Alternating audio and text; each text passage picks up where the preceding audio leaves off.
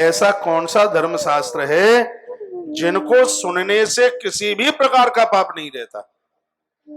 व्यक्ति अपने हर पाप से मुक्त हो जाता है, छोटे से छोटा और बड़े से बड़ा। ये राजा शतानीक ने बात कही।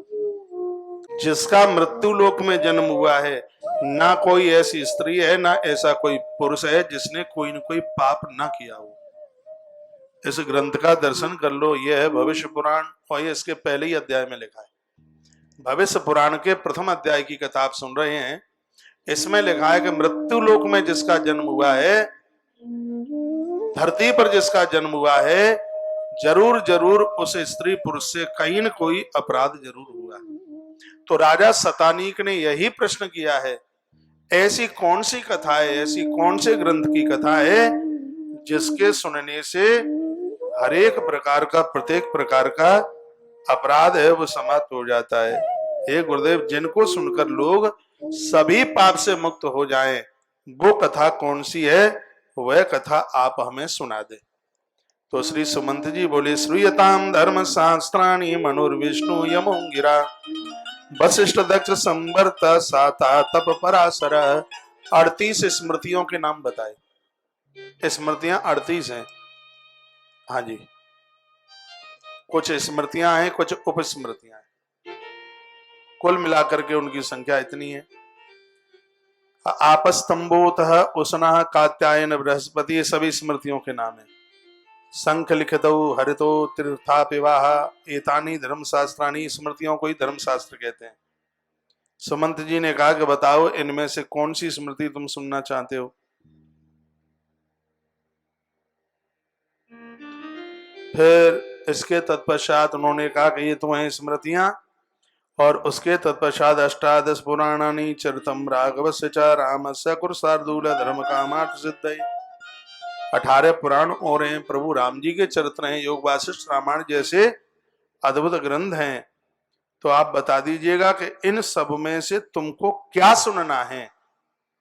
और उन्होंने पुराणों की संख्या और बता दी कि इसके अलावा हमारे पास में इतने पुराण और हैं।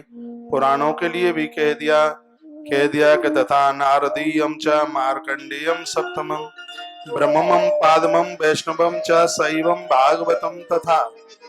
पहला पुराण है ब्रह्म पुराण, दूसरा है पद्म पुराण, विष्णु पुराण, शैव यानी शिव पुराण, भागवतम भागवत पुराण तथा अन्य नारदीयम च नारद पुराण, मार्कंडेयम च सप्तमम मार्कंडेय पुराण भी है, वराहम द्वादशम प्रोक्तम वराह पुराण भी है, स्कंदम चैव त्रयोदशम स्कंद पुराण भी है, चतुर्दशम वामनम च कौर्मम पंचदशम स्मृता कूर्म पुराण और वामन पुराण भी है, मात्सम च गारुणम मत्स्य पुराण भी है, गरुण पुराण भी है, ब्रह्मांडम च तथा परम और ब्रह्मांड पुराण भी है, और भविष्यतानी भविष्य पुराण भी है। और ये सब पुराण अपने अद्भुत हैं। फिर पुनः शतानीक ने पूछा, गुरुदेव एक बार ये फिर बता दीजिए कि संपूर्ण पाप कौन सा ग्रंथ सुनकर के समाप्त होंगे। तब महात्मा सुमंत ने कहा, ऐसा तो एक ही पुराण है जिसको सुनकर के संपूर्ण पाप समाप्त होते हैं, उसका नाम है भविष्य पुराण। A to Z। क्या भगवान की कृपा है। इसलिए आज 1 घंटे पहले मैं आपको बोल रहा था, आपके पास कितना भी व्यस्त कार्यों में आप जड़े हुए हैं, टाइम बिल्कुल भी ना हो तो भी भविष्य पुराण जरूर सुनिए। घर गृहस्थी के सगरे काम चलते रहेंगे, लेकिन ये पुराण तो तुम्हें गूगल पर सर्च करके भी नहीं मिलेगा। श्री सुमंत को पूछा, जिसको सुनने से सभी पाप जल जाए, कोई बचे ही ना। तो लिस्ट सुमंत जी ने 18 उपपुराण और फिर उप पुराणों की सुनाई। 90 पुराणों की बात कही। 90 पुराण की सूची सुना दी है।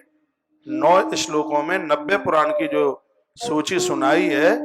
और फिर राजा ने कहा कि ये तो इतने आपने सुना दिए हैं, अब मेरा तो दिमाग भी काम नहीं कर रहा है कि इनमें से कौन सा सुने।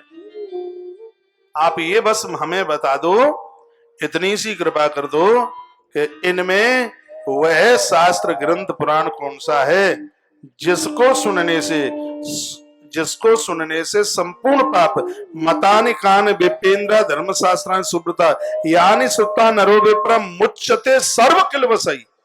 जिसको सुनने से सभी पाप जल जाएं, एक भी बचे नहीं। तो कह दिया कि इसके लिए तो बस एक ही है, क्या है? इदम तु भविष्याया प्रोक्तम धर्म शास्त्रान मनुत्तमम। इसके लिए तो बस एक ही ग्रंथ है और उसका नाम है भविष्य पुराण।